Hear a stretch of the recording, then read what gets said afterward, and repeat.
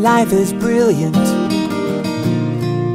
What, was I too early? Oh, sorry, do you want to start over or keep going? Okay, now? My life is brilliant. Your life's a joke. You're just pathetic. You're always broke. Your homemade Star Trek uniform. Today is February 12th, 2009. My name is Railvas. You're watching Find Railvas, brought to you by WCRadio.com, only here on YouTube.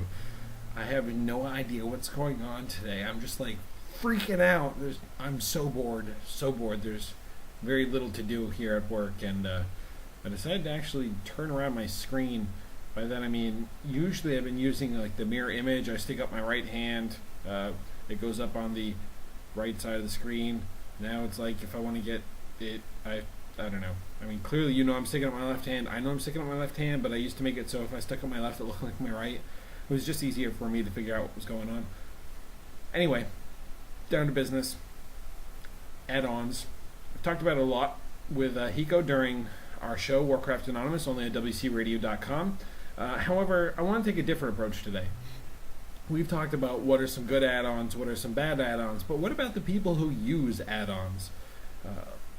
Some of these add-ons can be as simple as Quest Helper or Threat Meter, things like that. They can go above and beyond and even help you do like Heal Bot, where you almost have to do virtually no work in playing the game. Are add-ons can you have too many add-ons? I mean, clearly Blizzard puts a restriction on how many add-ons you can have due to memory and whatnot, but I mean, have you ever seen some of your friends or maybe even your own computer where you have about this much visual real estate and the rest of it's just taken up by mods? I don't know how anybody could play that way. I mean, I've gone over to Hiko's and looked at his screen. It's pretty clear now, but in the past I remember seeing like chunks of just stuff like down here and stuff, and see, I'm all screwed up with the whole thing, but up here it was like the map's been moved down here, and I have no idea how anybody can play with that many add-ons. I'm usually pretty good about getting add-ons after about a year of the first patch put out for each release, and then when I finally start getting into modding up my screen and customizing my UI, a new patch comes out and completely screws me over.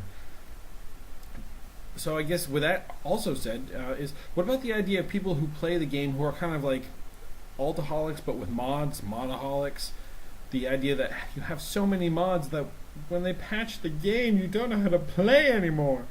Do you know anybody who happens to suffer from this kind of syndrome? They break down. I mean, I hear quite a lot in guild chat. Oh man, another patch day, now I have to go find all the add-ons and update them, or they haven't updated this add-on or that, and that's typical. But what about the person who's like, I will see you in a couple of days once they've updated all the add-ons? I just find this kind of player to be completely crazy, that if you need mods in order to play this game, you're probably doing something wrong. I myself, like I said, used to use mods for a while.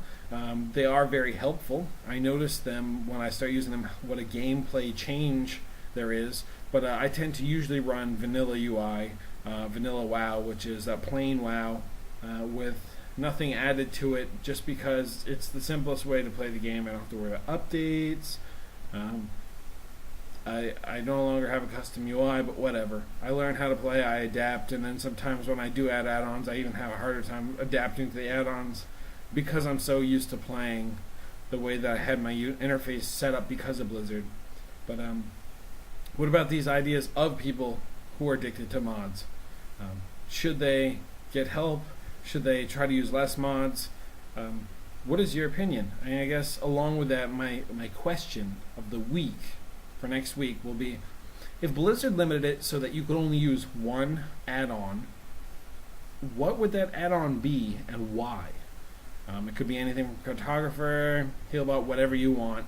I'm not going to pass judgment. I'm just curious to see what people feel they couldn't live without for a custom UI that Blizzard doesn't already offer. You can go ahead and leave a video response or a text response here, or you can go ahead and email me at railvas@wcradio.com. That's RAILVAS at WCRadio.com. We did manage to get one video response from the last video, so kudos to the user that sent that in. The audio is a little hard to hear, but if you don't mind plugging in your headphones and cranking up the volume, they have some interesting things to say that go along with my video, so go check that out. Again, today is the 12th. 14th is on Saturday. Hiko and I will be off with the house cat and the gnome doing stuff. So unfortunately, we won't be able to do our show live this week either. However, tomorrow, sometime after in the afternoon, Hiko and I are going to try to get together and do a 10-minute video or two 10-minute videos that'll go back to back to throw them up on YouTube in its place, because I don't think anybody's going to cover for us. So anyway, with that said, my name's Railvas. Today is the 12th of February, and I will see you on the flip side.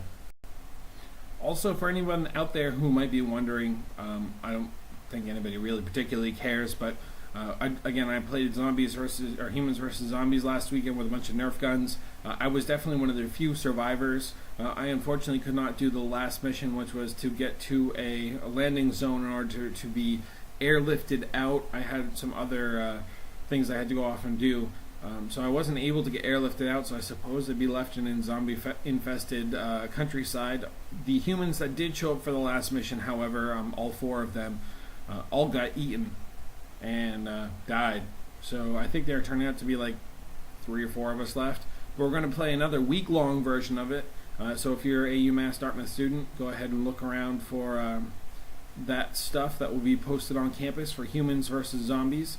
And if you are on Dartmouth campus, again, drop me a line. I look forward to hearing from people, and I will hopefully not die next time either, as I spit all over myself. I don't know what that was.